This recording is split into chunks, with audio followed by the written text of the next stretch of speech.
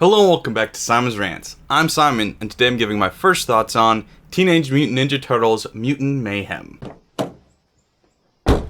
Well, that was a movie. So this is the new, obviously, Teenage Mutant Ninja Turtles movie. It was written and produced by Seth Rogen. It was directed by Jeff Rowe, and starring newcomers Micah Abbey, Shimon Brown Jr., Nicholas Cantu, and Brady Noon as the four Turtles. It's also got Jackie Chan as Master Splinter, and if you haven't seen the trailers for it or anything, it's this new modern hand-drawn style animation, a lot like the Spider-Verse, where it's purposely done to look like a comic book. And I'll be honest, I'm not a huge fan of this animation style, but I thought it actually worked really well in this movie. I really enjoyed the look and feel of this movie. I did see it in 3D. I don't know how much that affects the viewing experience, but I thought the imagery really popped well, and I thought it really looked just good. I really enjoyed the viewing experience the whole time. I'll also say, to me, the best thing about this movie is the four kids. They're newcomers. I haven't seen them in anything else, I don't think, but they were great. They were, like I said, the best thing about this movie. They played the Turtles so well. If you don't know, they actually had kids playing the Turtles, and I'm not entirely positive, but I feel like that's the first time that's ever been done. It's at least the first time I've seen it. You know, I grew up on the original cartoon, and then later the early 2000s remakes. I also saw the live action ones and the TMNT animated movie that came out in like '07 or whenever that was. Really enjoyed all of those iterations. Also the futuristic one, I forget what that was called, TMNT to the Future or something. I've seen all of those versions, grew up on all of that, love all of those versions. To me, though, this was the first time that they used kids, and it changes the vibe a lot. It makes them feel a lot more genuine, makes them feel a lot more like kids. So I'm glad that they finally did something like that, because it was a really cool experience to see these kids interacting, and it gives it a much more fun kiddie vibe than it's had in a while. I mean, I didn't see the Michael Bay live action atrocities. I saw the trailers and was like, that's enough, I don't need to see that. But I know that that was a little bit more darker and mean-spirited. Even TMNT was a little bit heavier and more mean-spirited. I mean, they had Raphael and Leo get into a huge fight in that. That's not what they do in this. This is much more just for the kids. I mean, even the plot is very kiddie. A big part of it is them wanting to be accepted into society so that they can go to high school. Like, it's a very kid-based theme and plot, and so I enjoyed the fact that they did that, because it kind of, in a lot of ways, felt like a return to form. What didn't feel like a return to form is they changed so much about the story and the characters, and a lot of people are going to complain that they made April O'Neil black. I do not care. I genuinely do not care, although it is, once again, another example of Hollywood turning a redhead into a black character, which is just a really funny trend that they keep doing. What I cared about is that she acted nothing like April O'Neil at all. In this version, she's also high school age, and she's not a news reporter. She wants to be a journalist, but she has stage fright. In fact, it's a running joke in this movie that she pukes every time she gets nervous, and I hate puke humor. I don't find it funny at all, and they went to the extreme with it in this movie, and it was just really cringy and really bad, if you ask me. It really just came across as a moment of like, hello, fellow kids. Like I said, most of this movie felt genuine. It felt like kids relating to kids, until they start talking about her puking on live camera because she tried to do a news report at her high school and ended up puking. Became like a TikTok sound, and it's like, why would that ever happen? Whoever came up with that plotline has probably never used TikTok, doesn't understand it, because somebody throwing up would not become something that would go viral on TikTok, because not enough people want to see that, and also, why would the sound be used as a sound? That just doesn't make sense. So some of it was just a little cringy, like, hello, fellow kids, don't you think we're relatable and young like you? But also, I think that there will be a complaint that the Turtles didn't quite act like themselves. And I agree and disagree with that. One of the things is, the four Turtles in the traditional media, and I'm not talking about the original comic books, although there was a funny nod to that at the beginning of this movie. They all have four distinct personalities. Obviously, Leonardo is stoic, he's the leader. Raphael is, got anger issues, he's a little bit crazy. Raphael is the goofball, doesn't take anything seriously.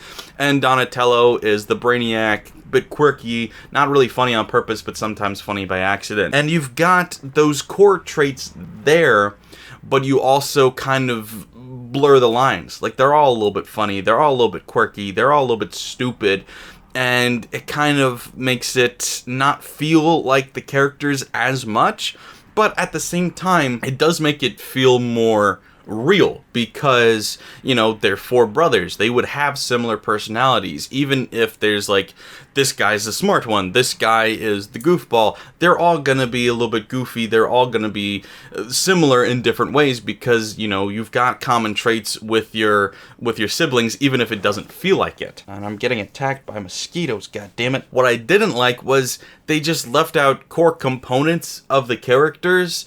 Like, none of the four turtles skateboard in this entire movie, and they come in contact with, if you've seen the trailer, you know the bad guys of this movie are other mutants.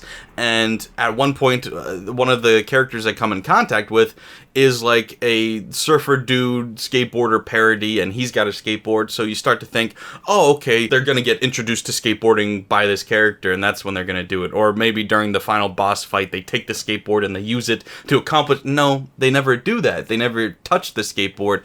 And I was like, that was so disappointing. It's like, that's a big part of these characters, and I get it, it's because of the era that they came out, that skateboarding was the cool thing, and skateboarding isn't really the cool thing anymore, but it's like, that's still the characters. And I know you're making the Turtles new for a new generation, trying to relate to them, you know, with the TikTok and the phones, they're constantly on their phones and this, and I get that, but it's like, there's still core components of these characters, and you would expect more from it being produced by Seth Rogen, that he would be nostalgic for that and want to try and bring that into the next generation and be like, see, skateboarding is cool.